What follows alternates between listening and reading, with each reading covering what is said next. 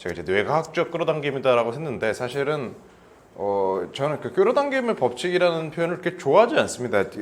엄밀히 말하면은 이제 시라는 표현에 속하는 편인데 왜 그러냐면 너무 이제 원시적이고 주술적인 터움이라서 그렇습니다. 다만 이제 오늘은 이 심상화를 하는 것 자체가 우리 이미지와 비전을 가지는 것 자체가 우리의 인생을 바꿀 수 있는 힘을 가지고 있고 왜 그렇게 되는지를 조금 합리적인 개념으로서 이제 설명을 하려고 해요. 이제 오늘 커리큘럼 전에 제가 이제 왜 끌어당김의 법칙이라는 이 얘기를 별로 안 좋아하는지에 대해서 잠깐 설명을 드리면은 이 인간의 사고방식이라는 게 문화적으로 어떻게 발달이 되냐면 여러분들이 이제 수렵채집 사회에 살고 있다고 가정을 해보죠. 그러니까 옛날에 진짜 옛날에 그래서 이제 여러분들이 사슴을 잡아야지만 살 수 있어요. 그래서 여러분들이 무언가를 해야 될 거 아니에요. 그러면은 사슴을 잡기 위해서 여러분들은 이제 뭘 할 것 같으세요? 사냥에 나가기 전에 주술 뭐 정확히 뭘 하실 것 같습니까? 잘 기원한 어떻게 하실 것 같으십니까? 오늘도 동물 잘 잡게 해주세요 라고 그렇죠. 제사장한테. 그럼 무당이나 제사장이 뭘 하냐면은 이렇게 덫을 상징하는 뭘 이렇게 하나 해놓고 사슴을 상징하는 뭘 하나 해놓고 그렇게 이 사슴이 덫으로 들어오는 이 사냥꾼 앞으로 굴러 들어오는 그런 이제 리추얼을 이제 행합니다. 이제 그런 걸 보고 비슷한 것끼리는 서로 상응한다 그래서 이제 동종주술이라고 하거든요. 그 다음에 이제 또 이제 예전에 사슴을 한 100마리 잡고 죽은 그 우리 조상 사냥꾼의 무덤에 가가지고 이렇게 그 기운을 받아서 그런 걸 접촉주술이라고 하는데 이것들이 이제 어떤 원시적인 인류가 아직 사고 과정이 발달이 안 됐을 때 이제 하던 것들입니다. 그러니까 기본적으로의 원리는 이거예요. 내가 머릿속으로든 현실에서든 일어나고 싶은 현실과 이제 비슷한 것들을 열심히 하면은 그게 실제로 일어날 것이다라는 주술적 사고 방식에서 이제 여러분들이 수렵채집 사회를 겪다 보니까 이게 생기는 거예요. 이게 안 되는데? 이게 안 돼. 이게 아무리 내가 해봤자 안 된다. 그래서 주술에서 뭘로 넘어가냐면 이 사고의 패러다임이 종교로 넘어갑니다. 종교의 패러다임이라는 거는 그러니까 주술사의 패러다임이라는 건 뭐냐면 내가 세상의 법칙을 이해하고 있어서 내가 이걸 하면은 이 천지상응의 법칙이든 어떤 이 우주가 내가 원하는 대로 될 거야 하고 종교적인 거는 내가 아니라 저기 어디 하늘이든 어딘가에 희왕짱 짱짱맨이 있어가지고 그 사람이 우리한테 주고 말고를 결정하니까 우리는 그 사람한테 기도를 해야 된다. 재물을 바쳐야 된다가 기본적으로 종교적인 사고 방식이에요. 그래서 이 교회 다녀보신 분 계십니까? 교회? 기독교 교회, 카톨릭 뭐 다 역사를 좀 아신 분이 계실 텐데 가끔 이제 기독교인이면서 내가 끌어당김의 법칙을 믿는다 이러시는 분이 계시거든요. 유럽이었으면 여러분들 화형당했습니다. 그런 사람들 다 불태워졌거나 지금 물에 빠졌어요. 기본적으로 이제 종교적 사고방식이라는 거는 이 절대자 또는 신에게 힘을 넘기기 때문에 자기가 주술적 파워를 주장하는 순간 이제 이단이 됩니다. 이제 마녀가 되고. 그러니까 주술적 패러다임 같은 경우는 자신이 힘을 그렇죠. 주술적 패러다임이라는 건 뭐냐면 내가 어떤 법칙을 깨닫고 있고 그 리추얼에 따르면 내가 일으킨다고 보는 거고 종교적 패러다임은 내가 아니라 신이 가지고 있기 때문에 신에게 비는 거예요. 그럼 당연히 이제 종교적 패러다임도 어떻게 되냐면 이거는 물론 한 500년, 600년이 안 된 얘기인데 이것도 안 되잖아요. 그러니까 안 된다고 기도를 한다고 모든 게 해결이 되는 게 아니라고. 그래서 이제 그 다음부터 이제 어떤 합리주의적인 관점, 그러니까 실제로 이제 과학적인 사고 방식인 거죠. 되는 게 뭐고 안 되는 게 뭔가를 이제 어떤 정확한 사고 방식으로 실험을 할 수 있게 되면서 어떤 인류의 사고 패러다임이 점점 발전이 돼 왔는데 이제 제가 생각할 때 이 끌어당김의 법칙이라는 거는 그 패러다임을 조금 역행하는 느낌이 있어서 저는 안 좋아한다. 물론 이제 고대 전통 문화를 좋아하시는 분들은 이제 그런 걸로 좋아하셔도 상관이 없는데 종교적인 그런 느낌으로다가 그래서 저는 이제 그거를 어떤 삶의 도구로서 쓰는 거를 별로 좋아하지 않는다. 오늘 뭘 할 거냐? 이 심상화라는 거는 이 주술적이고 종교적인 걸 빼놓고 우리가 과학적으로 검증을 해봤을 때 우리의 삶을 변화시킬 수 있는 효과가 있고 그것들이 어떤 합리주의적인 효과가 있는가 그리고 어떻게 우리가 그걸 활용할 것인가 그래서 어떻게 최대한의 효과를 볼 것인가를 오늘 우리가 약간 얘기를 해볼 겁니다. 이미지를 그린다던가 강한 어떤 그거를 가졌을 때 그게 우리한테 어떤 효과가 있는지를 제가 좀 설명을 하면서 시작을 할게요. 제가 맨날 하는 실험이 있는데 이거 많이 해보신 분들 계실 거예요. 제가 이렇게 그 빨간색 지우개를 이렇게 가지고 있지 않습니까? 그랬을 때 여러분들의 기억력 테스트를 한번 해보자 이거죠. 빨간색 지우개를 제가 하나 들고 있고 여기 보면은 이 지금 공간 안에 빨간색인 물건이 몇 가지가 있잖아요. 여러분들의 의자에 그 앉아 있는 부분도 빨간색이고 저기 텀블러도 빨간색이고 저기 손전등도 빨간색이란 말이에요. 그래서 한 4개 정도 될 수 있는데 여러분들의 단기 기억을 한번 체크를 해볼게요. 자, 한번 쭉 둘러보신 상태에서 이 공간에 빨간색인 물건이 몇 개인지를 내가 눈 감고 떠올릴 수 있는지를 한번 떠올려 보세요. 눈을 감고 내가 3개 이상 떠올릴 수 있다 하시는 분들 그냥 눈을 감은 상태로 손을 들어주시겠어요? 눈을 뜨지 마시고 그 상태에서 그 눈 감고 있는 상태에서 이 공간에 있는 물건 검은색인 거 3개만 대보려고 해보세요. 그러면 잘 되세요? 잘 안 되죠. 눈 뜨셔도 됩니다. 그러니까 이게 이제 어떤 심상화라던가 이런 것들을 우리의 이 의식에 미치는 영향 중 하나예요. 보세요.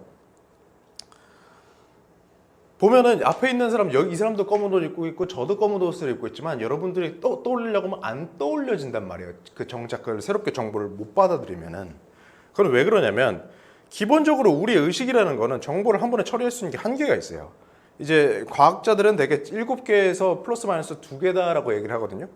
우리가 실제로 보고 있는 이 현실이라는 거는 뭐냐면 내가 이 시각 그 기관, 눈과 청각 기관 또 이 촉각 기관 여러 가지로 이 세계에 있는 거를 받아들인 다음에 내 무의식적인 수준에서 뇌가 한번 그걸 필터링 아웃해서 하나의 현실로 만들어서 우리한테 이렇게 갖다 주는 거란 말이에요. 그래서 우리는 있는 그대로의 현실을 보는 게 아니에요. 그래서 무조건 우리는 살면서 맹점이 생기게 됩니다. 심리적인 맹점이. 빨간 거를 계속해서 추적을 하고 있으면 바로 눈앞에 검은 게 있지만 안 보이는 것처럼 기본적으로 우리의 현실은 우리가 필터링 한 거를 보는 거예요. 그게 첫 번째 이유예요. 그 얘기를 제가 가끔 하거든요. 좋은 예로 드는 거는 그런 거예요. 내가 갑자기 뭐 차를 사고 싶어 했어요. 그래서 BMW를 사고 싶어 했어요. 그래서 BMW가 얼마인지 비교하기 시작해요. 그 다음에 밖에 나가보면 이 서울에 BMW가 그렇게 많은지 아마 처음 알게 될 거예요. BMW 진짜 많습니다. 근데 차에 관심이 없는 사람은 BMW가 실제로 눈앞에 지나가도 그걸 BMW의 인식을 못해요. 그냥 지나가는 거예요. 그러니까 또 다른 예는 이거예요. 혹시 그 몇 달 전에 몇 주 전에 코스닥이랑 코스피랑 쫙 한번 빵 그 폭락했던 적이 있거든요. 혹시 그날 기억하시는 분 계세요? 이제 기억하고 있는 사람은 자기 포지션이 이 주식에 물려있던 사람들은 기억을 합니다. 근데 그거를 모르는 사람들은 그게 있었는지 안 있는지도 기억을 못 한단 말이에요. 근데 세상에는 이 수많은 일이 일어나는데 우리는 그래서 우리한테 중요한 것만 의식 안에 넣어가지고 체험을 하게 돼요.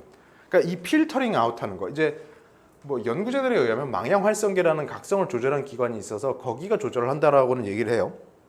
그래서 첫 번째는 우리가 무언가를 심상화를 하고 비전을 만들고 골을 정했을 때 기본적으로 그거가 잘 들어오게 되면 뇌에 학습이 되게 되면 그거에 맞는 거를 우리는 필터링해서 현실로 만들게 된다.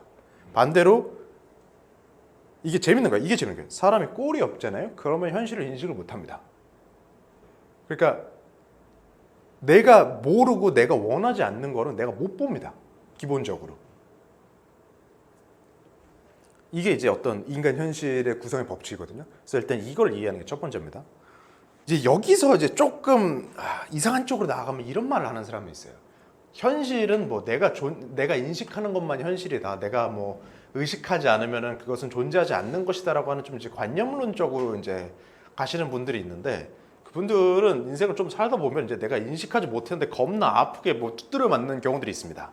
그렇게 되면은 이제 그런 어떤 관념론적인 세계관에서 벗어나게 된다라는 거. 자, 이게 첫 번째 원리고 두 번째 원리는 뭐냐면 기본적으로 이 우리가 어떤 아이디어를 강하게 받아들이고 강하게 이미지를 하고 이 아이디어가 내 안에 들어오게 되면 내가 의식적으로가 아니라 무의식적으로 그거에 연관된 행동을 하게 됩니다. 그러니까 이제 그런 거를 보고 이제 조금 어려운 말로는 관념 역동적인 반응이다 그래서 이데오 다이나믹이다라고 얘기를 하거든요. 혹시 살면서 뭐 분신사바나 이런 거 해보신 적 있으세요? 분신사바든 아니면 뭐 펜듈럼이다. 그럼 저절로 움직이잖아요. 그건 귀신이 움직이는 게 아닙니다. 움직일 거로 기대를 하니까 내가 몸이 저절로 움직이는 거예요. 위저보드 이런 것들이요. 그래서 혹시 뭐 나중에 목걸이나 펜듈럼 추 같은 거 있으신 분은 한번 이렇게 잡은 다음에 좌우로 흔들린다 해보세요. 그러면 실제로 흔들립니다. 근데 그게 여러분들이 흔드는 거예요. 정확히는 이 미세한 근육으로. 근데 이게 이제 꼭 신체적인 반응뿐만 아니라 감정적으로, 인지적으로 거의 모든 면에서 이런 내가 관념을 강하게 받아들이게 되면은 그런 반응들이 일어납니다. 그러니까 예를 들면 이런 거예요. 혹시 여행 가거나 또는 뭐 어떤 일이 있어서 여러분들이 평생 안 가다가도 교회나 성당이나 절 가게 되면은 그 문에 딱 들어가자마자 약간 행동을 조심스럽게 하게 되는 그 느낌 느껴보신 적 있으세요? 그러니까 그런 것들이 이제 관념의 반응이에요. 이제 이것도 혹자는 야 역시 뭐 이런 뭐 강력한 신을 모시는 데는 뭐 에너지가 달라. 그러니까 그게 아니라 내 관념이 그렇게 만드는 거예요. 그래서 약간 조심스럽게 만든다. 그거가 두 번째 원리다. 기본적으로 내 행동과 이 내 감정과 내 인지를 다르게 움직여준다. 이거를 이제 알기 쉽게 이해하려면 이제 그 학교가 너무 가기 싫어. 그러면 병을 만들거든요, 사람이. 그래서 이제 시민성 증상들을 만든단 말이에요. 그래서 뭐 상상 임신 이런 것도 있을 수 있고, 사람은 아이디어가 잘 박히면, 그러니까 의도가 무의식적으로 잘 서 있으면 없는 병도 만들 수 있습니다. 세 번째는 이제 그런 게 있습니다. 이 첫 번째, 두 번째가 합쳐져서 내 어떤 의식의 수준, 그러니까 신경계가 작동하는 수준이 달라지고 좀 다른 문화를 그 사람이 체험하게 되면 사람이 끼리끼리 논다라는 게 진짜 그렇거든요. 그래서 내가 기존에 알던 사람들이랑 다른 사람들이랑 이 라포라는 게 쌓이기가 쉬워집니다. 제가 이제 비트코인 트레이딩 같은 거 있잖아요. 그걸 하이 레버리지로 한 3달 정도 해본 적 있거든요. 그러다 보니까 이제 그거 하는 사람들이랑 만나서 얘기를 하게 될 거예요. 그러면은 여기는 이 명상하는 사람들과 완전히 다릅니다. 기본적으로 사람들이 다 곤두서 있고 잠을 안 자요. 시장이 안 끝나니까. 그 다음에 이 어마어마한 욕망이 있습니다. 그리고 이 그 어떤 기분이 환희와 공포 2개밖에 없어요. 그럼 이제 그런 사람들이랑 같이 어울려서 맨날 밥 먹고 얘기하다 보면 어떻게 되냐면 나도 그렇게 변합니다. 그래서 저는 이제 그러다가 한 해보니까 이게 그러니까 장기적으로 돈을 벌 수가 없다. 적어도 내가 가진 기질 안에서는 이게 할 수 없다고 저는 이제 그 사람들이랑 빠져나와서 다시 좀 이렇게 롱텀으로 이제 얘기를 하는 사람들이랑 어울리는데, 여기 이제 하루에 막 왔다 갔다 하는 사람들에서 20년 미국 막 그냥 멋있게 투자하는 사람들이랑 같이 어울리잖아요. 그럼 여기는 평온해요. 뭐 아니 한 5년 있으면 오르지 않을까? 약간 이런 느낌이에요. 뭐 한 20년 뒤에는 뭐 돼 있지 않을까? 통계적으로 약간 이렇게 돼요. 그러니까 이런 사람들이랑 또 어울리면은 다른 이 현실을 우리가 겪게 된단 말이에요. 그래서 내가 다른 거를 보게 되고 다른 반응 패턴들을 만들게 되고 다른 사람들과 어울리게 되면서 내 현실이 물리적으로 현실적으로 이제 변하게 되는 거죠. 그래서 이게 어떤 이미지나 심상이 우리의 삶을 확실하게 변화를 시키는 그런 원리이다. 여기에 우주의 법칙은 이제 관여를 하지 않는다. 그러니까 여기서 말하는 우주의 법칙이란 건 이런 거예요. 내가 어떤 거를 이미지하면은 우주의 뭐 양자 파동이 어쩌고 저쩌고 돼가지고, 그러니까 그거는 이제 그런 거예요. 왜 그런 얘기가 나오냐면, 내가 이미지하면은 우주의 놀라운 힘이 이걸 끌어당겨 준대요라고 설명하기엔 쪽팔리잖아요. 자기가 좀 없어 보이잖아. 그러니까 이제 논리를 갖다 붙이는 거예요. 근데 이제 그렇게 갖다 붙이면 어설픈 사람들은 속거든요. 근데 하지만 그게 사실은 아니라는 거. 그래서 차라리 저는 예수님이 이뤄준다고 얘기하라고 그래요. 그거는 좀 사회적으로 받아들여지잖아요. 네. 부처님이든. 실제로 보면 이제 끌어당김의 법칙이나 이런 심상화, 뭐 시크릿이나 이런 거는 그 기원이 어디서 나온 거냐면 기독교 밀교에서 나온 거예요. 이 기독교 계통, 이 유대교 기독교 계통의 이런 밀교 수행자들이 했던 그런 심상 수행법이 이제 간수화되면서 나온 거고, 동양권에서는 이제 불교나 힌두교에서 보면은 내가 해탈을 하는 방법으로 뭐가 있냐면, 내가 부처가 됐다는 상상을 합니다. 그래서 부처와 같은 그 패턴을 만들어내는 거를 열심히 연습을 해요. 그렇게 해가지고 이제 이번 생에 내가 부처가 돼가지고 해탈한다, 이런 방법이 있거든요. 그러니까 이런 것들은 기본적으로 종교적인 어떤 의미에서 나온 테크닉이지만 우리 현대 사회의 자본주의 논리에 의해서 이제 돈을 끌어들이는 테크닉으로 변질이 된 게 있고, 근데 그 모든 것들이 결국에는 저 뒤쪽에 있는 원리를 보면은 아까 얘기했던 내 의식의 필터링이 바뀌어서 다른 현실이 만들어지고 내가 다른 반응을 만들어내고 다른 사람들과 어울리게 되면서 이제 만들어지는 일이라는 거를 여러분들이 이해를 해주시면 이 심상화 기법을 잘 쓰실 수가 있습니다.